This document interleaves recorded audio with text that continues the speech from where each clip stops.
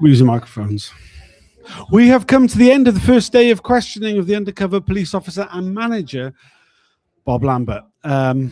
It's been a infuriating day listening to Bob. He's a bloody nightmare as a witness, but I am joined by Evelyn Lubbers, the Undercover Research Group, Belinda Harvey, who was deceived into a long-term intimate relationship by Bob Lambert, and Chris Bryan of the Undercover Research Group. Guys, what have you made of it all? Belinda, what did you think of what we heard from Bob?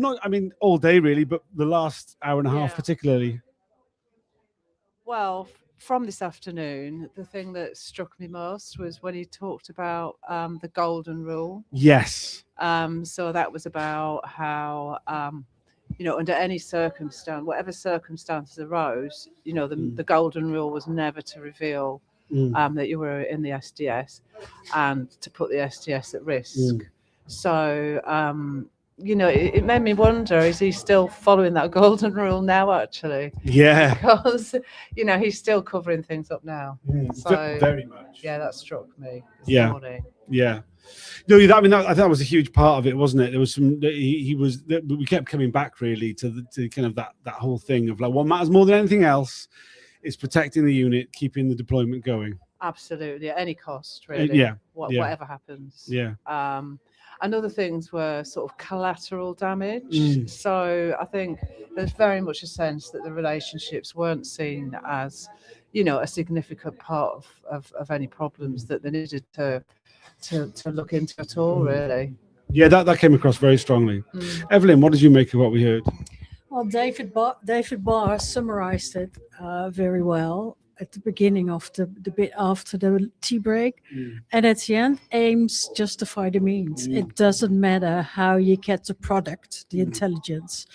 It doesn't matter to, you take the risk to put a black officer to spy on black justice campaigns, which if found out would just cause the spark that you're supposedly the risk of it you're supposedly investigating. The risk justifies the means. It's you balance it out, and that's what you do.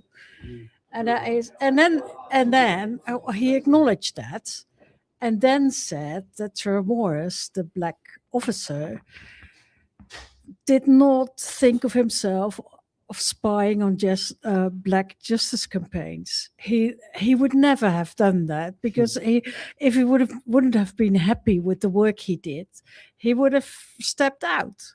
Well, we have seen Trevor Morris here, and that was not the case. Just on that Trevor Morris point, there's quite a few times where he sort of invoked Trevor Morris's opinion. Yes, he sort of deferred to him, but it didn't really defer to him because he spoke for him, saying, Trevor wouldn't have done that. You should have asked, Trevor said that before. Which is quite, I don't know if that reflects, maybe he's been chatting to Trevor recently quite a lot about stuff, but yeah. Yeah, but also he's putting the blame for several things back to the officers, specifically Trevor Morris. He did that because he thought it was a good idea. He was the bloody manager. He made the rules. He made the policies. He decided who was going to be in which group. So it's like, he's like sort of as if undercover officers had their own sort of agency in what to a certain point they did, but not on big things like this. Yeah, really, he was making out that, everyone was sort of free to do whatever they wanted, really. And it was a free-for-all. He didn't, wasn't a hands-on manager. That's the impression he was giving. In fact, you'd be... Hands-off was a phrase he used a couple of times. Absolutely, hands-off. You forgive him for thinking he wasn't there at all, really. So, what was he doing is one question. He was busy doing nothing, really, I think.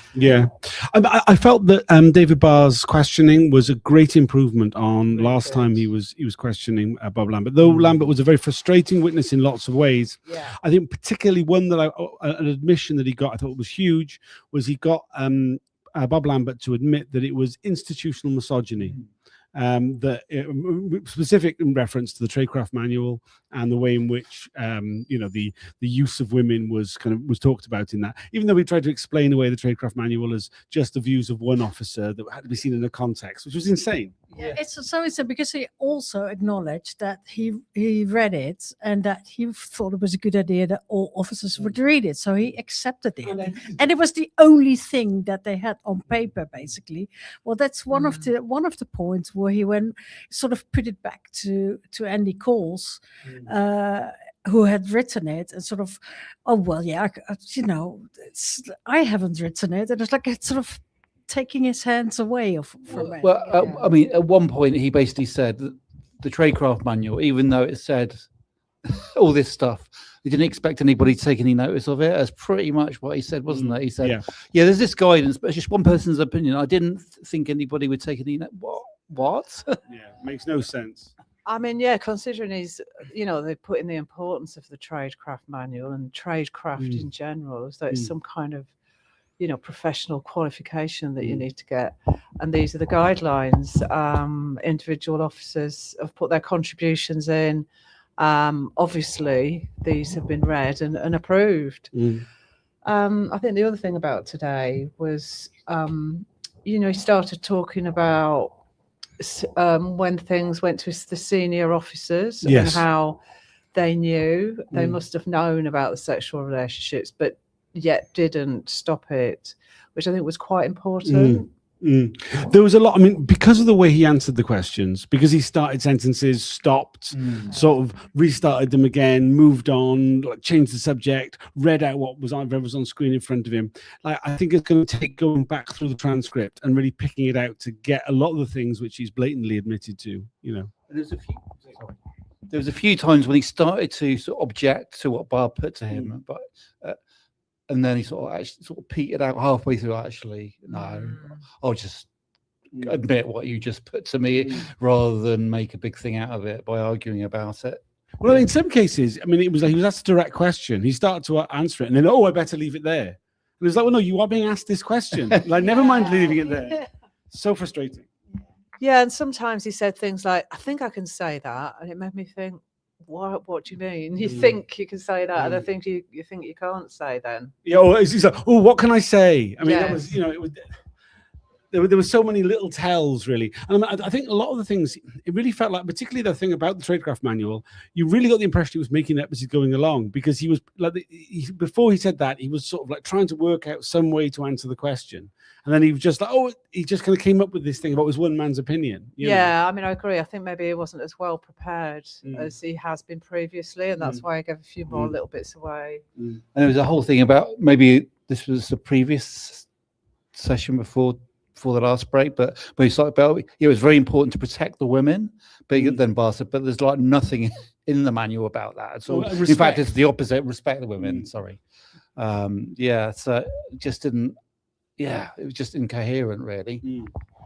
Yeah, very, very much, very much. We started going through a lot of the reports that he would have ever had sight of whilst he was a manager. Sort of like, I think that's probably what we're going to experience over the next couple of days, where the reports are put in front of him, and it's like, why has this happened? Why has that happened? Well, why is this report taking place? And as has already been said, he seemed to be very keen to just blame the subordinates, really, for the fact that these reports were full of information that shouldn't have been in there. Yeah, and in one of the reports, I think it was it was thought about Chitty.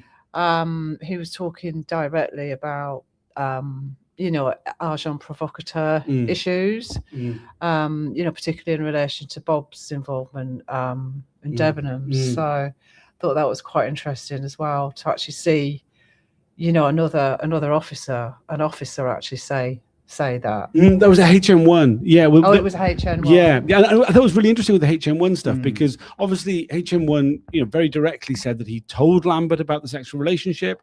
That Lambert told him this is a test and there's only one way to pass it. Lambert completely denies that. One of them is obviously lying. Which one of them? Well, take your pick, really. But I think it's fairly obvious that it's Lambert, because he's trying to protect himself. I think we have to come back to where he said that how he got the job this morning. You may have discussed that, but like, he felt that telling them that he had been in a relationship would not have been good. It would have been hypocrite. I would have been a hypocrite if I would tell them. I went like, yes, you are a hypocrite. It's like, and then he started about communalizing, and Yeah. so his brain must be like with so many small rooms where he puts in little lies and facts, and then it's just confused on how he has to deal with it. But yes, he is a big hypocrite. Yeah, and it seemed clear to me that he still believes that it was all justified. Even now, with a lot of them, you get the feeling that they're full of regret. Well, not actually. You don't get that impression with many of them. Some of the earlier ones, I felt like that they were full of regret, and understood that now in the light of current day, how wrong it all was. But he doesn't seem to even now think that. I really don't think he does. Well, I mean, it was very telling that when he said, it was put to him, it's like, well, you realized it would probably be problematic for you to take this role, yet you did so anyway. Why was that? And he started talking about duty and the importance of the job, and the fact that he would be good at it. Yeah, that he was somehow that they needed him, so it would be wrong for him to exclude himself. Yeah. I mean, it would have been better, I think. From this point, we just say, well, actually, I wanted to get promoted. I wanted to get a job. If you just said that would have been so much more believable. That's exactly what it was, really, wasn't it? I mean, there was a question that Bob put. Did you really have any kind of qualms about it when you took it, or was that just projecting that? How you want to be present yourself now, and the inquiries, being worried about it back then. I don't. Yeah. And also, he a few times today he hinted at the personal grief that he experienced between being an undercover and accepting the management role. He lost his daughter unexpectedly, which of course is a very serious thing.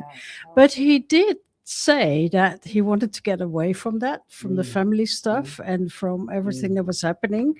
So the job, was a perfect the accepting job was a perfect excuse to get away from his family. Now, how nice is that for a person? I thought it was really telling, actually, when he did talk about that, and you could see within him that there was, he could see it was his own grief. And it was that was quite serious. Yeah. And then when it was put to him about, the grief of people who had experienced death in the family at the hands of the police and so forth, or the wrongs that have been done to others, and there was no sign at all whatsoever. There's someone who was deeply self-centered, deeply self-centered, and not unable to. I mean, you got the impression doesn't see other people as full human beings in the way that he is. I mean, there was just something incredibly distasteful about it. Yeah, there was a weird bit where he was asked. It was a nice build-up. It was put to him several times that the people who engaged with family justice campaigns were in no way out on public disorder, and then.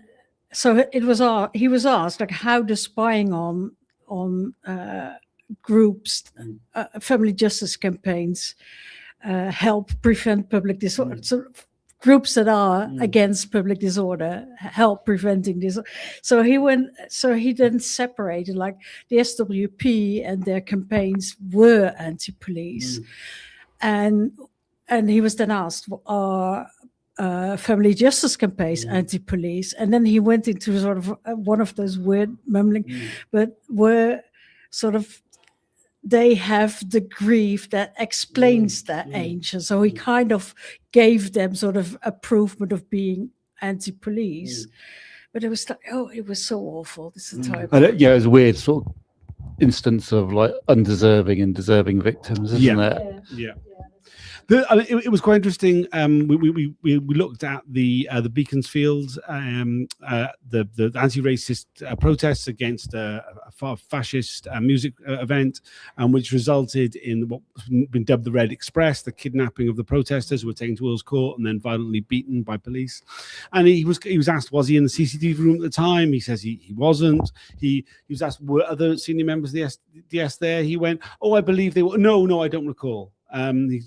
He contradicted himself within seconds of realizing maybe he had said too much.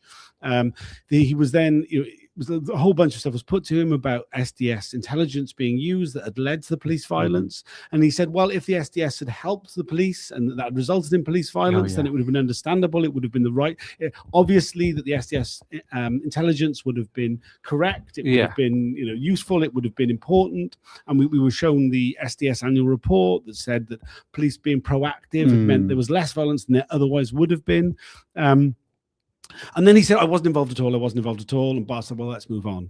But I think this was one of the many times that I think it was very clear to anybody who was watching that Bar had a lot more knowledge than he was. So that Lambert had a lot more knowledge of the event than he was letting on and was clearly hiding something there. Yeah, but also Bar was like really sharp there. One of the moments where he said that. So proactive is better than reactive. And then he asked, like, is proactive a euphemism for the police attacked first or was able to attack first, which was quite like, and did that happen on the basis of SDS intelligence? And he proposed to Lambert, like, so based on exaggerated intelligence,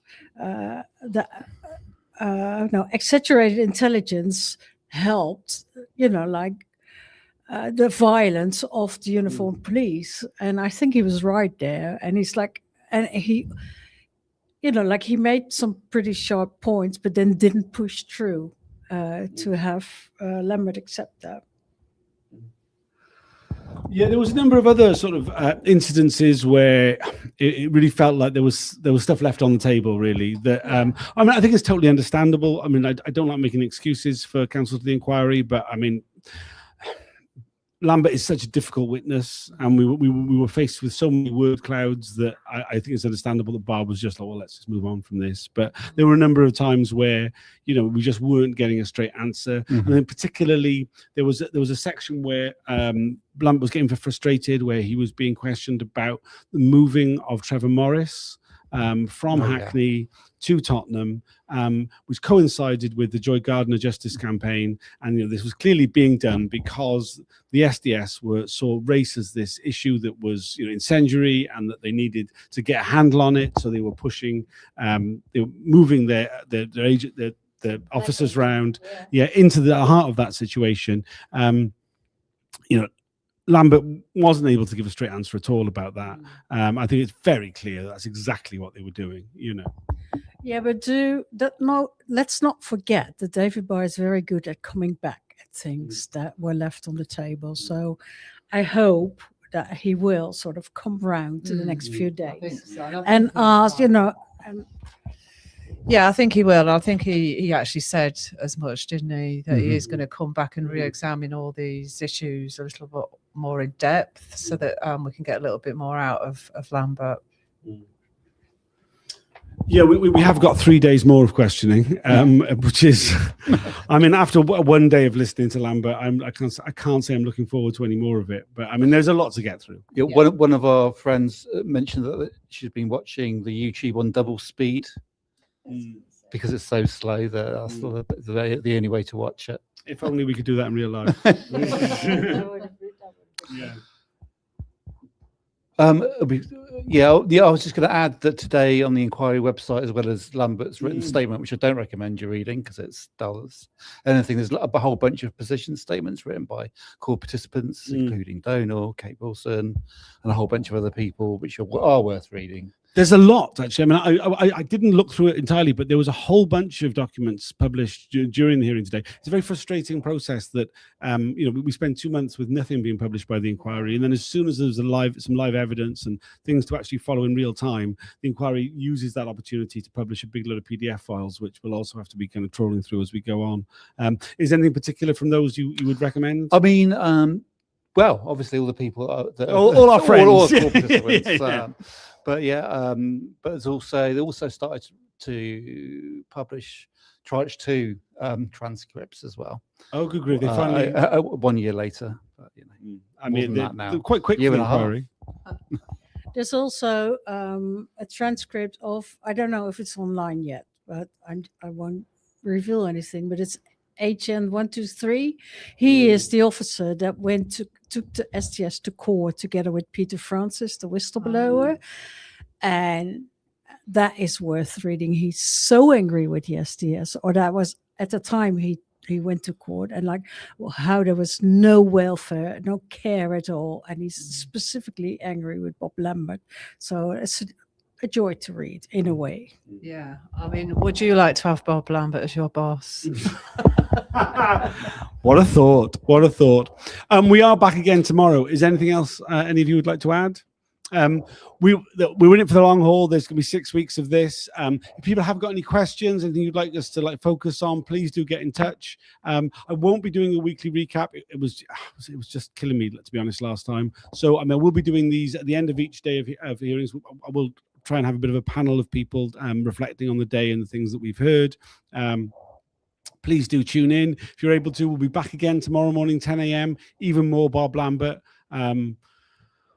What larks, can hardly wait. All right, thanks for joining us. Please, if you are able to, like, share, subscribe, all that stuff to these videos. It makes a real difference to how visible everything is. Bye for now. Cheers.